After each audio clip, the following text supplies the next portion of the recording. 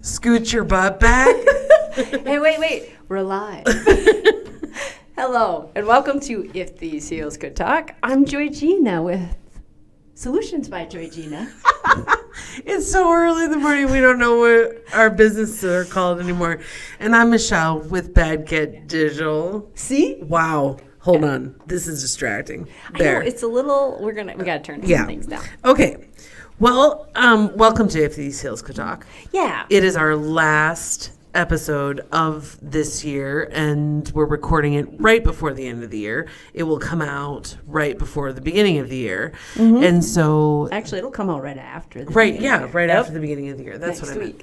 And so the temptation to talk about goals or resolutions is really, really hard to resist. So we're not going to resist it. As a coach... Yes. Like I live in that world. We talk in that world. Yes. But you had a really good point. Yeah. For a lot of people, resolutions or even just goal setting as like a formal exercise, incredibly paralyzing, stressful, overwhelming. Well, and I will add to that. I'm also learning, and I have known this for years with clients, but you're right. They want to set those goals. Right. They do. We sit down, we do that. We set the goals, they get all excited, and then. Yeah. And then. I'm actually doing a goal setting session with my coach later today. And I'm kind of panicking a little bit inside because I didn't write them all out ahead of time. Do the creation of the goals become stressful, or the implementation of the goals, is that more stressful? I think do they go together? They go together because to me it's the inevitable failure of the goals. See, okay. Look, my eyes are bigger than my stomach. That's what everybody said when I was a kid. You know, you put too much on your plate. Yes. And so this is the first time I've worked with a coach to set goals. This is really going to be helpful. And I think it is. Yes. But even when she told me 2 weeks ago that we were going to do this, I kind of had a moment. Interesting. Yeah. Because I was like, what? This has never worked out well for me. Yeah. Ever. I think that, truthfully, that has to be explored realistically. I've had a few clients definitely come up with that. I've also had a few that don't, they want to set the goals. Like, they're aggressive. Right. They're like, let's do the year end. I want to set all my goals. And then the second one of those goals does not pan happen, out. Right, or it's not on its timeline. The whole timeline, year is blown. They're done. Yeah. They quit the whole thing. And so we're learning that's kind of their MO. Yeah. Well, and one of the things we have in a previous episode, we talked about the YouTuber Mark Rober and his TED Talk about failure. Oh, yes. And gamification. Do you remember we talked about that Super was Mario? Early on. Yes, yes. Yeah. And that's what this is. So many of us, as kind of high functioning, type A, high achievers, super perfectionist. Yeah. And so the minute it doesn't pan out the way that we thought it was going to, why even bother? Yeah, you just bail. Just bail. Bail quick, fast. And by the way, this is why weight loss resolutions fail too, just so everybody knows. Mm-hmm. So if you decide to wake up, the first of the year, this year is a Saturday. So good luck making it through to Tuesday with your weight loss resolution. If you can do it, more power to you. Mm-hmm. You are a rarity. It's a challenge. It is. And so I guess I'm glad we're having this conversation. I'm glad we're having this conversation, though, so people can accept where they're at in the process. Right. I would tell you also through my coaching and through a lot of the positive intelligence work that I'm doing. Yeah. People are chipping away at that high achiever thing, and we're able to move past it. But if that isn't on your goals and agendas for that next coming year, don't make that a thing to go at. Like, it's a big thing. That's a big lift. It's a giant thing. Yeah. And so what I'm trying to clarify in my mind is a couple of things. One is, how am I going to explain this to my coach in a way that she can support me the best way she can, by maybe saying I tend to over goal. I tend to try for too many things, unfocused, too fast, and set really unrealistic expectations. So maybe just by saying that, that's a way that I can set that as an intention in the conversation, so she can watch for these tendencies. Yes, I was going to say that's helpful, and she knows you also. Yeah, and she you knows guys have me. been working. It's not the first year. It's not her first rodeo. Right. I have some clients that onboard right around this time. And that's tough. Like, I don't know them that well to know, but I will know next year, let me tell you. Well, and I pick somebody who's had some similar life challenges as I have. Yes. And I think that's helpful in a coach. We approach the world in a similar way. Yes. In some ways. In other ways, radically different. But in some ways. In a lot of the core. In the core kind of like anxiety and fear ways. So one of the ways to bring down some of what you're talking about, that when somebody says, let's make a resolution, let's do goals, for those people that you're not there, that doesn't excite you, whatever, another option is just creating a theme for the next year. Yeah. What's a theme, overarching a word. Theme. Yep. Yeah. A simple word. Typically for me, it'll become a word, but then there's kind of a visual concept that might be with it. Sure. And then I might even purchase an object that represents something like shopping's fun. Oh, it is a ton of fun. And how do you take a word and represent that in something? Right. Like, I don't recall last year's word for myself for 2021. But I recall the object. What was my word last year? Oh, no, I remember mine. Oh, I don't remember yours. I remember my object. I take no responsibility for remembering your word. It was about beauty in change. It was about whatever it was. So oh my gosh, I hunted on Etsy for a glass blower that did those spheres with the colors. Oh, cool. Oh my gosh, it's the most gorgeous thing. I bought it from Sweden, I believe, from a glass artist and teacher. Gorgeous. It was phenomenal. And I bought a little puck that had LED lights in it, so it lights up every time I turn on my light in my office. Like, I can tell you everything about that, and every time I see it, I'm reminded of my theme and what I was working on. And there were quite a few times throughout the year that I would be maybe a little frazzled or something. I'm like, oh, that's right. Beauty in the storm. Yeah. It's like beauty in the change, beauty in the grow. It's like, this is okay. I got this. So my word for the last year was sustainable. Sustainable. Just one sus.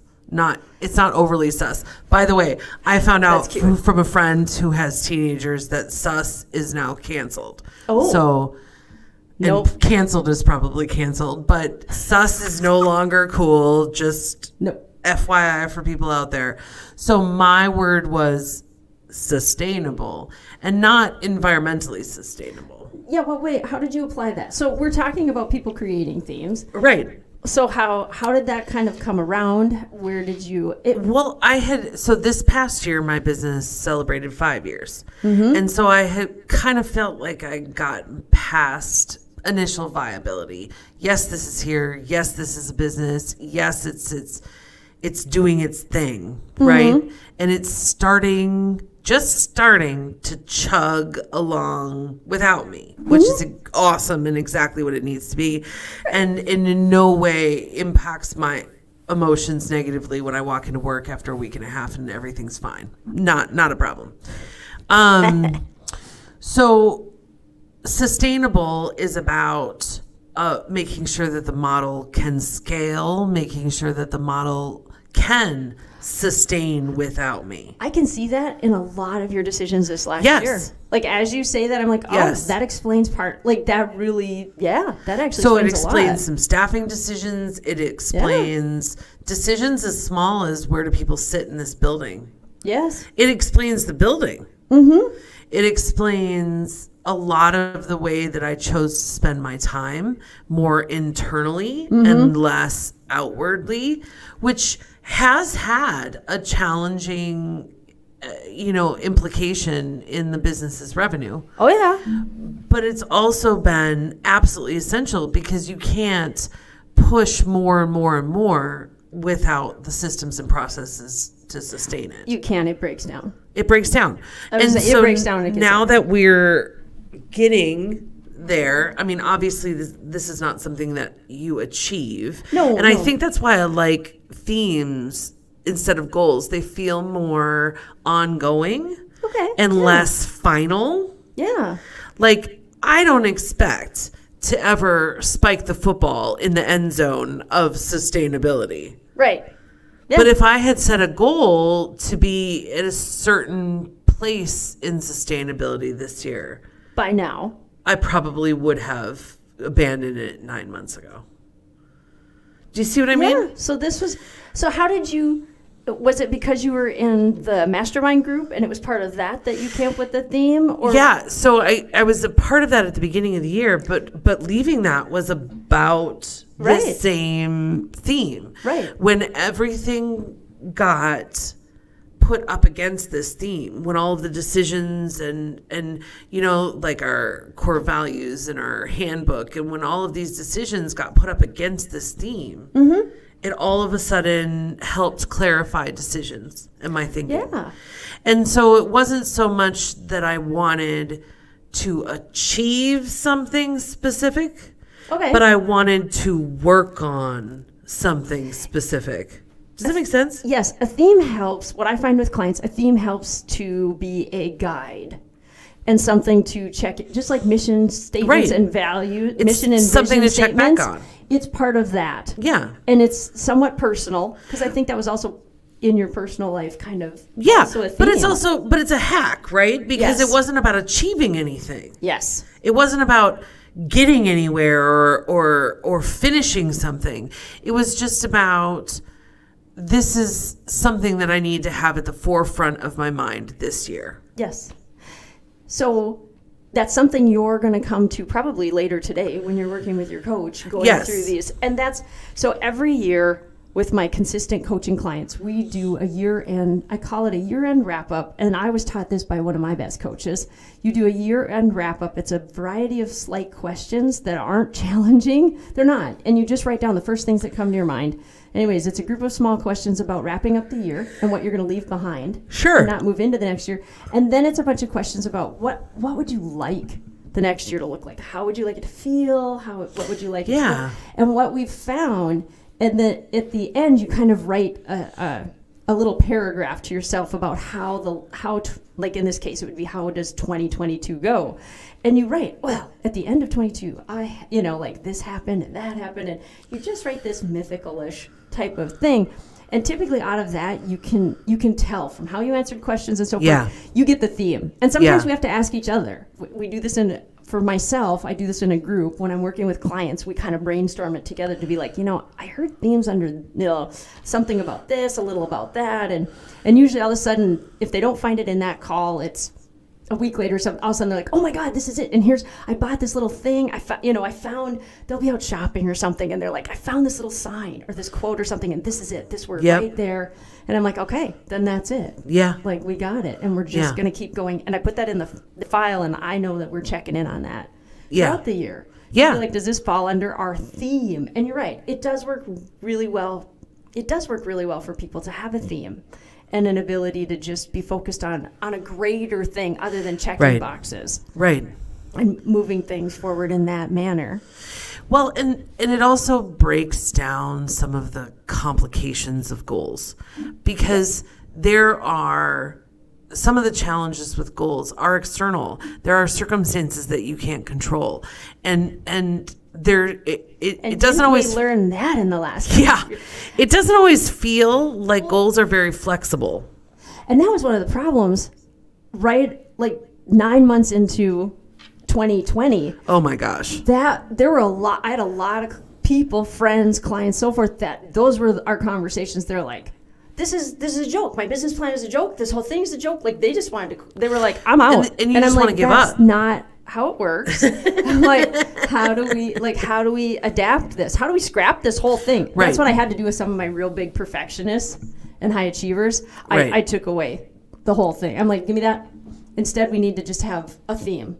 Like, Right. what was your overarching goal? And we look through all of it. Okay, your goal was to do this. Is that still the goal? And they're like, not at this point. I'm like, what's the goal at this point? This. Right. Okay, then we're moving over there. But they had a really, like... It's hard. Like, it's hard to flex. Them because, yes, they were so... Whereas I'm so used to failing. I'm so used to... I am. Like, I'm really used to it, so I just morph. I'm like, oh, that's not going to work. Toss that out. Like, readapt it, make it something new, but... Well, when you need the flexibility for your own mental sanity processing. Yes. When you have that theme or that word of the year or that focus, whatever it is, whatever you call it, it gives you a measuring stick for your decisions because there's 732 decisions in a day. Easily. And 730 of them are tiny. Yes. And 2 are gigantic. Yeah. And sometimes it's surprising too. Right. Yeah. You did not see them Sometimes coming. you think it's one of the 730, but it turns out to be one of the 2. So they all deserve thought and they all deserve intention. Yes. And so to me, setting a theme for the upcoming year is about setting intention. Yes. And intention is important. It is. It helps us stay rooted. It is. In a variety of different questions in know, life and business. I had goals for the last year. The building was a goal. The some of the cash flow stuff was a goal. Like all of these things were goals. And I achieved some of them and I didn't achieve some others. And I think the ones that I didn't achieve suffered a little bit for not being written down. So I'm on board with the concept of goal setting with help from somebody who can help me keep them in perspective so that I don't go crazy in my perfectionist space. That's a nice way to put that. Right. To keep them, by bringing in that third party, right, it allows you to keep them in perspective. I think that's a nice way to put that. So I don't put too much pressure on them or myself. Yes. But the theme, I think, overarches all of that. And having that as well, starting there, it gives you a way in. Yes. And I think setting an intention for the year, you don't have to go any further if you're not ready to go any further. No. But setting an intention for the year keeps you focused.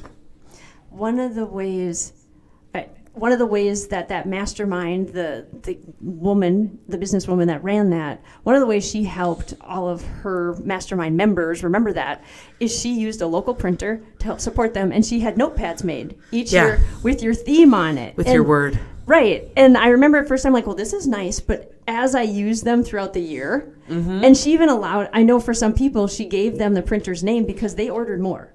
Right. They used them and they ordered more, but it was a great way to keep that theme front and center. You're writing on paper anyway. You know what I mean? A lot of times you're writing a quick note, your scrap paper. This scrap paper just reminded them of their theme. Well, and I thought it was a great way. And that's a great way to do it if you're not a paper person. Yeah. Set your background on your computer. I've had clients put it on their phone, on their computer. Yes. Set your background as a word. I have another gal that prints. She hires someone on Fiverr to know how to make a nice graphic. A graphic out of it. Yeah, a logo graphic thing. Yeah. And then she prints that off and she sticks it on her bathroom mirror. Yeah. And so while she's brushing her teeth, she's thinking about that theme. And it stays so front and center for her. So it's finding, once you've got your theme, and as the years go on, it will evolve. The first year, just have a theme, write it down. That's it. Like, it doesn't have to be more complicated. It doesn't have to be more, and it doesn't have to be more pressure than that. Yes. It can just be that simple. And if you're afraid you won't remember it, like I was like, I don't remember exactly what my theme was. I can tell you that all I have to do is pull up my calendar and look on Jan 1 of last year. And I put theme, and I wrote what the word was so I could find it at any time by doing a quick search. Well, yeah. That's how I just keep it handy in case I might forget. But I have my physical little Orby thing. That's super cool. So I hope we've inspired you a little bit to not be too afraid of something simple this next year, like having a theme for your business and your goals. And I think this year especially, after the last couple of years that we've all had, setting some intention for next year can't hurt. No. And it might even help because if knock on wood or something, 2022 is also a dumpster fire, we're going to want it to help us through. Yeah. It'll be a nice thing to have in our It'll be a pocket. nice thing to have. I remember last year at this time, everybody was so hopeful. Let's just get past 2020 and everything will be fine. No, that's not what happened. No. So I think this year people are a little bit more realistic. Yes. And maybe a little bit more pragmatic and maybe losing a little bit of hope. But I will say this. You can set your intention for the year, and regardless of what the world does around you, you can make decisions about your intentions. And I hope that we've encouraged people to do just that. I think so. It's been nice. Thanks for joining us this week. Have a great week. Thanks for joining us at If These Heels Could Talk. Be sure to subscribe, follow, do all of the things.